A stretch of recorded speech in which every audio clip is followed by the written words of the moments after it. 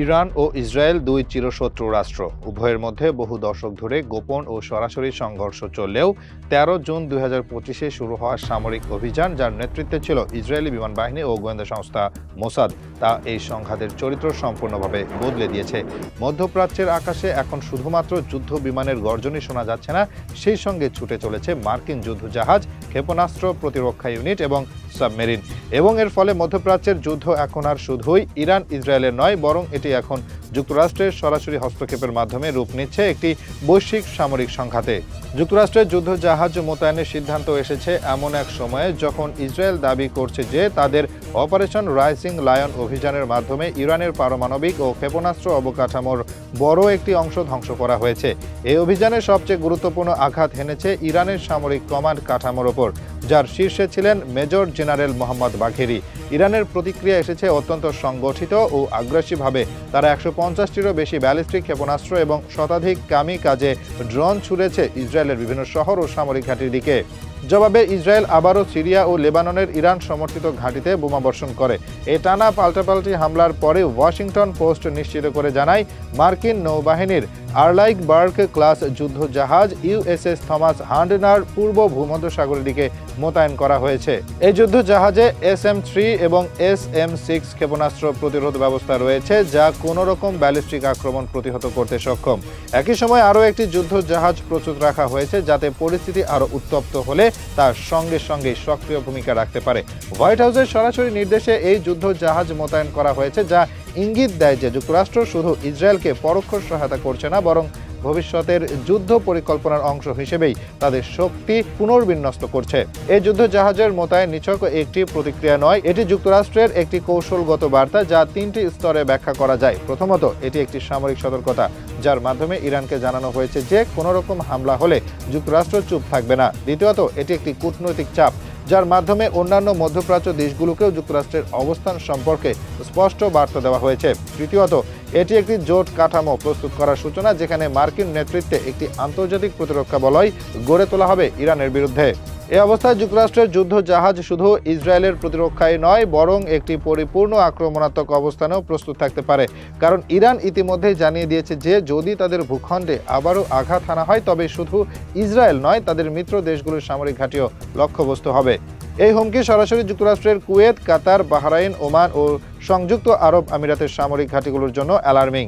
বিশেষ করে কাতারে অবস্থিত আল উদেইদ ঘাঁটি, যা মধ্যপ্রাচ্যে যুক্তরাষ্ট্রের সবচেয়ে বড় সামরিক ঘাঁটি, সেটি এখন প্রতিনিয়ত ক্ষেপণাস্ত্র ও ড্রোন আক্রমণের ঝুঁকিতে রয়েছে। ফলে যুক্তরাষ্ট্রের যুদ্ধ জাহাজ শুধু ইরানকে ঠেকাতেই নয়, বরং নিজেদের ঘাঁটি, সামরিক উপস্থিতি ও জাহাজ রক্ষায় প্রতিরক্ষার একটি প্রথম স্তর। বিশ্ব ইতিহাসে যুদ্ধ জাহাজের মোতায়েন কখনোই নিছক প্রতিরক্ষা ছিল না, বরং এটি একটি দেশ বা সামরিক জোটের সক্রিয় যুদ্ধ প্রবণতার সূচনা হিসেবে দেখা হয়। ১৯৯১ সালের উপসাগরীয় যুদ্ধ, ২০০৩ সালের ইরাক আগ্রাসন কিংবা ২০১১ সালের লিবিয়া অভিযান, প্রতিটি ক্ষেত্রে যুদ্ধ জাহাজ প্রথমেই যুদ্ধের অবস্থান স্পষ্ট করেছে। এই বাস্তবতা থেকে বোঝা যায়, যুক্তরাষ্ট্রের ইউএসএস থমাস হান্ডনার যুদ্ধ জাহাজ যখন পূর্ব ভূমধ্যসাগরে প্রবেশ করেছে, তখন সেটি শুধুই যুদ্ধ প্রতিরোধ নয়, বরং যুদ্ধের প্রস্তুতি হিসেবেই গ্রহণযোগ্য। যুক্তরাষ্ট্রের এই সরাসরি সামরিক সক্রিয়তা শুধুমাত্র ইরান ইসরায়েল সংঘাতের একটি প্রতিক্রিয়া নয়, বরং এটি যুক্তরাষ্ট্রের দীর্ঘদিনের মধ্যপ্রাচ্য কৌশলের পরবর্তী ধাপ। দ্বিতীয় বিশ্বযুদ্ধের পর থেকে যুক্তরাষ্ট্র মধ্যপ্রাচ্যে তার কৌশলগত অবস্থান মজবুত করে আসছে। ১৯৫৩ সালে ইরানে মোসাদ ও CIA-এর যৌথ অভিযান, ১৯৯১ সালের উপসাগরীয় যুদ্ধ, ২০০১ সালে আফগানিস্তানে হামলা, ২০০৩ সালে ইরাক আগ্রাসন, ২০১১ সালে সিরিয়া ও লিবিয়া ইস্যু, প্রতিটি ধাপে যুক্তরাষ্ট্র তাদের সামরিক উপস্থিতি, নৌঘাঁটি এবং কৌশলগত দখল কৌশলগতভাবে বাস্তবায়ন করেছে। আর এবার সেই একই চেনা ধাঁচে ইউএসএস থমাস হান্ডনারকে পাঠিয়ে পুনরায় একটি সম্ভাব্য যুদ্ধপ্রবণ কৌশল বাস্তবায়ন শুরু করেছে। এই যুদ্ধ জাহাজ মোতায়েনের সবচেয়ে তাৎপর্যপূর্ণ দিক হচ্ছে, এটি শুধু ইসরায়েলের জন্য নয়, বরং ইরানের প্রতিবেশী দেশগুলোতেও একটি চাপের বার্তা। কুয়েত, বাহরাইন, সংযুক্ত আরব আমিরাত, যারা ইতিমধ্যেই আমেরিকার ঘাঁটি দিয়েছে, তাদের ভূখণ্ডে তারা এখন হয়ে গেছে একটি সম্ভাব্য যুদ্ধ ফ্রন্টের অংশ। ইরানের হুমকি অনুযায়ী এইসব ঘাঁটিতে হামলার সম্ভাবনা উড়িয়ে দেওয়া যায় না। ফলে এই অবস্থানে যুক্তরাষ্ট্র এখন কার্যত একটি ছায়া যুদ্ধের বাইরে এসে সরাসরি পারস্য উপসাগরীয় অঞ্চলকে যুদ্ধাঞ্চলে রূপান্তর করছে। পারমাণবিক উত্তেজনা ও তেল সরবরাহ ব্যাহত হওয়ার সম্ভাবনার পাশাপাশি এখানেই বিশ্ব রাজনীতির কেন্দ্রীয় ভারসাম্য প্রশ্নবিদ্ধ হয়ে উঠছে।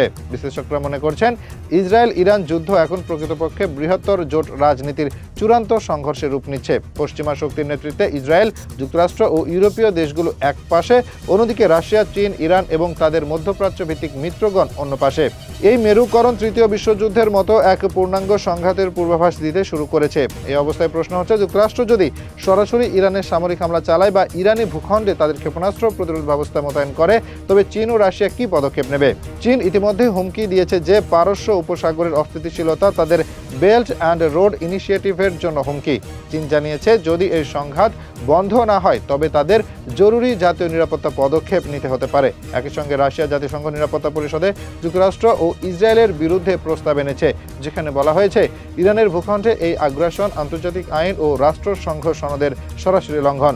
এমন পরিস্থিতিতে রাশিয়া যদি ইউক্রেনের বাইরে এই অঞ্চলে সক্রিয় হয় বা চীন যদি দক্ষিণ চীন সাগরে আমেরিকার ঘাঁটির বিরুদ্ধে প্রতিরোধ শুরু করে, তবে তা হবে একাধিক যুদ্ধক্ষেত্রের উদ্ভব, যা একটি বৈশ্বিক যুদ্ধে পরিণত হতে বাধ্য। তবে এই যুদ্ধ শুধু অস্ত্র ও সৈন্য সংখ্যা দিয়ে পরিমাপ করা যাবে না, এটি একটি অর্থনৈতিক যুদ্ধও বটে। বিশ্ববাজার ইতিমধ্যে কাঁপতে শুরু করেছে। ব্রেন্ট ক্রুড অয়েলের দাম $145 ছাড়িয়ে গেছে। আন্তর্জাতিক বিমান সংস্থাগুলো মধ্যপ্রাচ্য রুট বাতিল করেছে। সুয়েজ খালের নিরাপত্তা নিয়ে শঙ্কা তৈরি হয়েছে। আমেরিকা যুদ্ধ জাহাজ মোতায়েনের খবর প্রকাশের পরপরই ডাও জোন্স, নাসডাক ও ইউরোপীয় স্টক এক্সচেঞ্জগুলোতে ধস দেখা গেছে। তেল রপ্তানিকারক দেশগুলো সুযোগ নিচ্ছে আর আমদানিকারক দেশগুলো পড়ছে জ্বালানি সংকটে।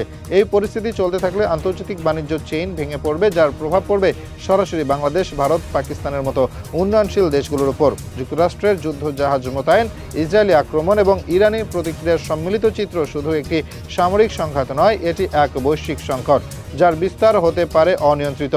ইউএসএস থমাস হার্ডনার এখন শুধু একটি যুদ্ধ জাহাজ নয়, এটি বর্তমান বিশ্ব রাজনীতির এক গতিপথ নির্দেশকারী প্রতীক, যা বুঝিয়ে দিচ্ছে শুধু যুদ্ধ নয়, আমরা হয়তো দাঁড়িয়ে আছি এক নতুন ইতিহাসের দ্বারপ্রান্তে, যেখানে সামরিক আধিপত্য, অর্থনৈতিক স্বার্থ ও জাতীয় নিরাপত্তা একসাথে সংঘর্ষে লিপ্ত হয়ে উঠবে আর এর ফলাফল হবে অপ্রতিরোধ্য।